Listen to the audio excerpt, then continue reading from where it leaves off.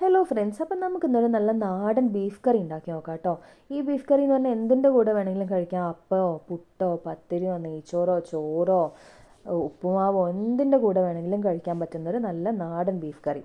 അതിനായിട്ട് ഞാൻ 1 kilo beef കഴുകി വൃത്തിയാക്കി കുക്കറിലിട്ടുണ്ട്. കുറച്ച് ഉപ്പ്, മഞ്ഞൾപ്പൊടി, കാശ്മീരി മുളക് പൊടി, പിന്നെ കുറച്ച് ഉലുവ, കുറച്ച് ഇഞ്ചി ഒന്ന് ചതച്ചത്, വെളുത്തുള്ളി ചതച്ചത്, പച്ചമുളകൊക്കെ ആവശ്യത്തിന് എരിവ് നോക്കിയിട്ട് ഇട്ട് കൊടുക്കുക. ഇതെല്ലാം കൂടെ ഒന്ന് നല്ലോണം കൈ കൊണ്ട് നല്ലോണം കുഴയ്ക്കുക. അതൊന്ന് നല്ലോണം കുഴച്ചതിന് ശേഷം നമ്മൾ അതിലേക്ക് കുറച്ച് കറിവേപ്പില ഇട്ട് കൊടുക്കുക. പിന്നെ വെല്ലുള്ളി ഇട്ട് കൊടുക്കുക, തക്കാളി ഇട്ട് കൊടുക്കുക. അപ്പോൾ വെല്ലുള്ളിയൊക്കെ നിങ്ങൾക്ക് എത്ര ഗ്രേവി നല്ലോണം വേണമെന്നുണ്ടെങ്കിൽ ഒരു 2-4 എണ്ണമൊക്കെ ഇട്ട് കൊടുക്കുക. കുറച്ച് ഡ്രൈ ആയിട്ട് വേണമെന്നുണ്ടെങ്കിൽ സെമി ഗ്രേവി ടൈപ്പാണ് വേണ്ടതെന്ന് വെച്ചാൽ 2 എണ്ണം ഇട്ട് കൊടുക്കുക. എല്ലാം കൂടെ ഇട്ട് നല്ലോണം ഒന്ന് കുഴച്ചതിന് ശേഷം കുറച്ച് വെളിച്ചെണ്ണയും കൂടെ ചേർത്തിട്ട് ഒന്നും കൂടെ ഒന്ന് മിക്സ് ആക്കുക.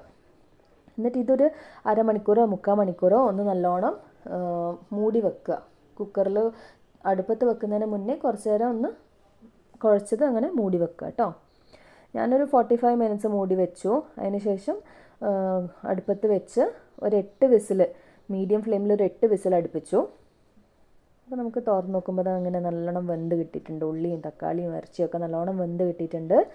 ഇത് എന്നിട്ട് ഒരു പാനിലേക്ക്, ഒരു കടായിലേക്ക് ഒഴിച്ചിട്ട് നല്ലോണം ഒന്ന് വറ്റിച്ചെടുക്കാം.